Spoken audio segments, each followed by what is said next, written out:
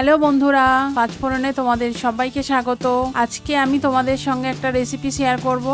একটা না, দুটো রেসিপি শেয়ার করব। সেটা হচ্ছে কড়াইশুঁটির কচুরি আর পনিরের তরকারি। তো চলো শুরু করা যাক।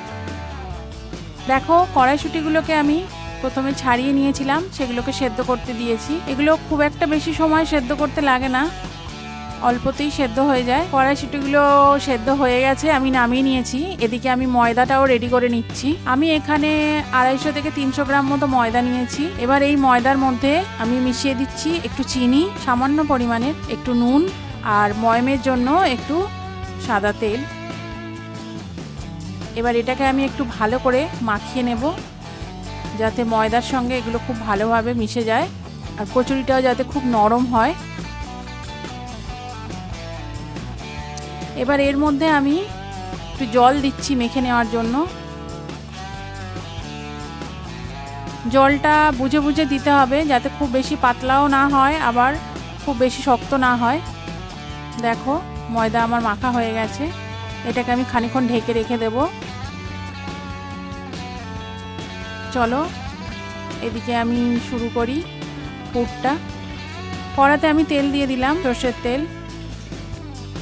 তেলটা প্রায় গরম হয়ে এসছে। এবার এর মধ্যে আমি দিয়ে দিলাম একটু কালো জিরে, একটু হিং, একটু সামান্য আদা আর কাঁচা লঙ্কা গ্রেট করা। এটাকে জাস্ট একটু হালকা ভাজা ভাজা করে নেব। নিয়ে আমি এর মধ্যে দিয়ে দেব কড়াইশুঁটির পেস্ট। আর এই কড়াইশুঁটির পেস্টের মধ্যে আমি দুটো কাঁচা লঙ্কাও দিয়ে দিয়েছিলাম। এবার এটাকে আমি একটু ভালো করে কষবো, যতক্ষণ না পর্যন্ত শুকিয়ে শুকিয়ে যাচ্ছে, বা এর ভেতরের জলটা শুকিয়ে না যাচ্ছে। এটা এখনো অনেকটা নরম আছে, আর একটু করতে হবে। এর মধ্যে আমি দিয়ে দেব নুন, একটু সামান্য হলুদ গুঁড়ো, একটু লঙ্কার গুঁড়ো, একটু চিনি দিয়ে এটাকে আমি ভালো করে একটু নাড়বো, যাতে কড়ার গায়ে লেগে না যায়। কারণ এগুলো সাধারণত নাড়ার সময় একটু কড়ার গায়ে লেগেই যায়। দেখো, এখানে পুরটা পুরো রেডি হয়ে গেছে, শুকনো হয়ে গেছে, আর কড়া থেকে ছেড়েও যাচ্ছে। তার মানে আমাদের পুর রেডি। এটাকে এবার নামিয়ে নিয়ে ঠান্ডা করতে হবে। পুরটাকে আমি নামিয়ে নিয়ে ঠান্ডা করতে দিয়ে দিয়েছি। এদিকে আমাদের ময়দাটাও রেডি হয়ে গেছে। এবার এই ময়দাটাকে আমি একটু হাত দিয়ে মেখে নিলাম, নিয়ে এবার লেচি করে নিচ্ছি। খুব বেশি বড় বড় লেচি আমি করব না, ছোট ছোটই করব। দেখো, লেচি করা হয়ে গেছে। এবার আমি এর মধ্যে পুরটা অ্যাড করব।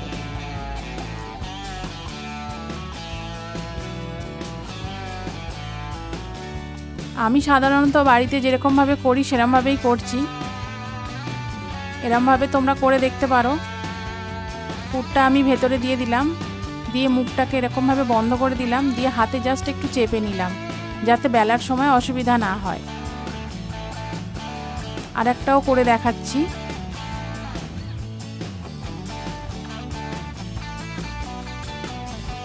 দেখো, এরকমভাবে হাতের মধ্যে যদি চেপে নেওয়া যায়, তাহলে এর পুরটা খুব একটা বেরিয়ে যায় না।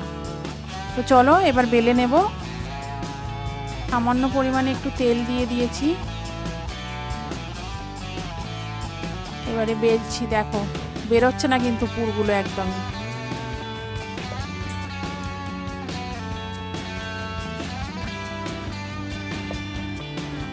আর একটাও দেখাচ্ছি বেলে।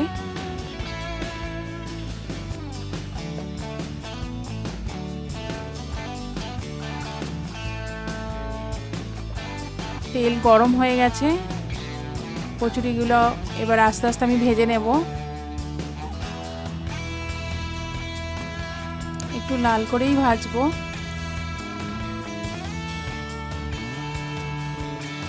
একদিকের পিঠটা একটু লাল হয়ে গেছে, এবার ঘুরিয়ে দিলাম। দেখো, লাল লাল করে কচুরি ভাজা হয়ে গেছে। তুলে নিচ্ছি এবারে। আর একটাও ভেজে দেখাচ্ছি তোমাদেরকে।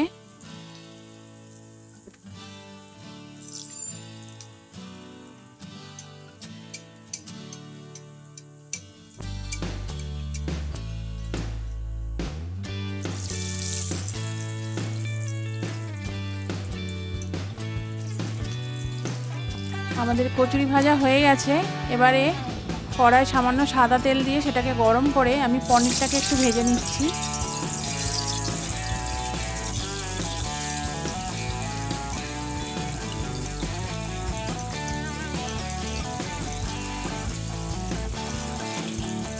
খুব হালকা করেই ভাজবো, খুব বেশি ভাজবো না আমি।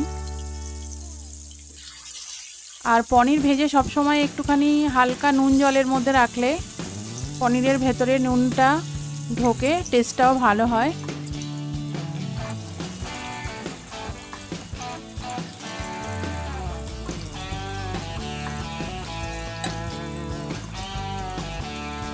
পনিরগুলোকে তুলে নিলাম। ওই তেলের মধ্যেই আমি ফোড়ন দিলাম গোটা গরম মশলা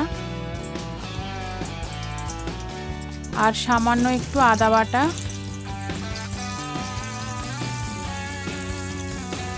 এবার আদা বাটাটা দেখো ভাজা ভাজা মতো হয়ে গেছে, কাঁচা গন্ধটা ছাড়ছে না। এবার আমি দিয়ে দিলাম কাজু, কিশমিশ, চারমগজ, পোস্ত সব একসঙ্গে বেটে রাখা। অবশ্যই এর মধ্যে কাঁচা লঙ্কাও আছে। এটাকে দিয়ে আমি একটু নেড়ে নিচ্ছি ভালো করে। সামান্য একটু কাশ্মীরি লঙ্কা গুঁড়ো দিলাম যাতে একটা ভালো কালার আসে। একটু চিনি দিয়ে দিলাম,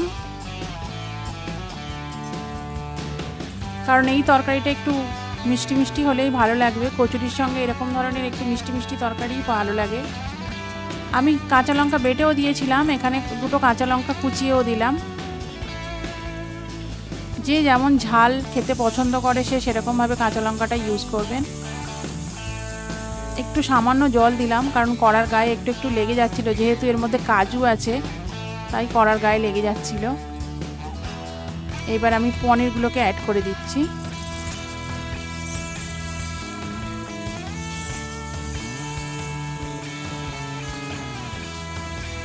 সামান্য একটু নেড়েছি।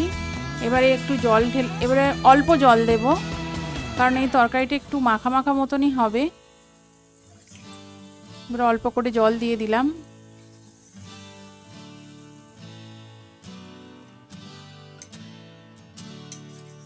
দেখো জল বেশি দিইনি, অল্পই দিয়েছি যাতে একটু শুকনো শুকনো তরকারি হয়।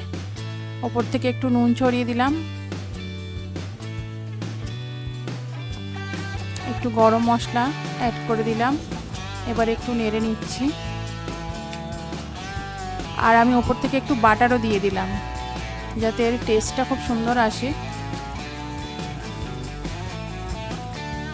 তো এই রেসিপিটা যদি তোমাদের ভালো লাগে তোমরা অবশ্যই বাড়িতে ট্রাই করে দেখো। আর একটা শেয়ার, একটা লাইক, একটা কমেন্ট করে দিও। আর আমার চ্যানেলটাকে একটু সাবস্ক্রাইব করে দিও। ভিডিওটা দেখার জন্য ধন্যবাদ।